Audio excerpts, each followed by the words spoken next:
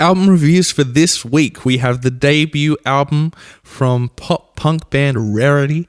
They have released their new album, I Couldn't Be Weaker, via Rise Records.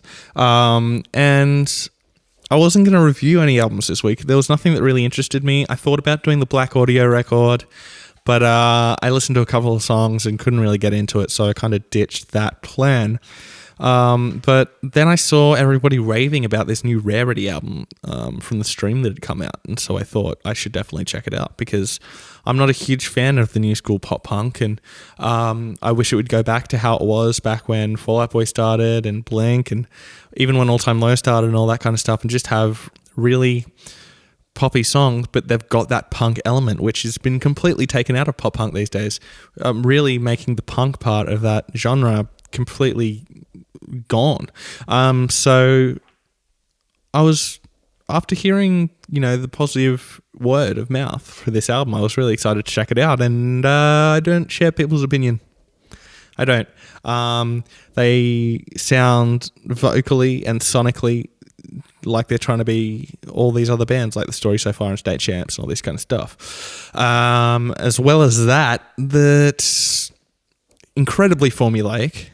They try and do different things here and there, which actually work in a negative way. I think if they'd done a formulaic pop-punk album, I'd be giving it a better score, to be honest. And there's very little originality in the album, and it's just got some really sloppy and questionable songwriting.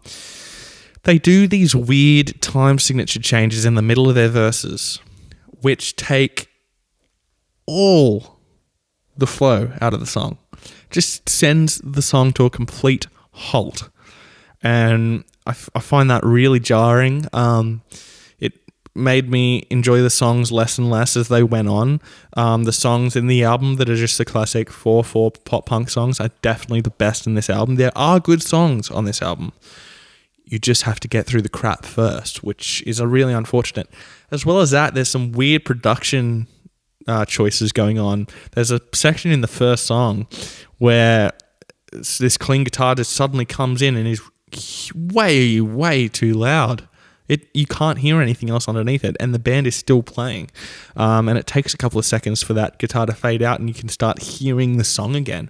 Just little things like that if you'd paid a bit more attention to, maybe the album would have come out a little bit better. The best songs, as I said before, are definitely the ones that stick to the pop-punk formula. Because there are good songs, but overall the album is just really, really incredibly formulaic, all the way down to the track listing as well. When I saw that it was the second last track coming up, I knew exactly what it was going to be, and I was exactly right. It's an acoustic song, because ever since Time of Your Life came out by Green Day, every single pop-punk album has to have their acoustic song. And it's another crappy one, if I'm honest.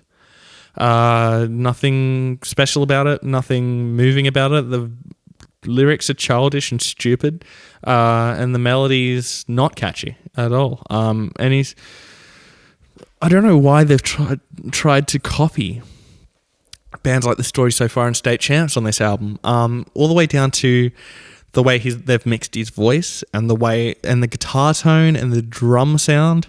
It's all just predictable, and it's really unfortunate. So I'm going to name my top 3 tracks now. They are good songs. They're not going to be my top songs of the year, but they are good songs. They're Orchid, Absent, and Passenger. They are good songs. If you're going to check out the band, check out those 3 songs. If you really, really enjoy them, then go and check out the rest of the album. But they're streaming the entire album on YouTube. Just go through, listen to those 3 tracks, and if you find yourself loving them, then you may like the rest of the album. I just wanted something a bit more original, a bit more interesting to listen to, and I didn't really get it.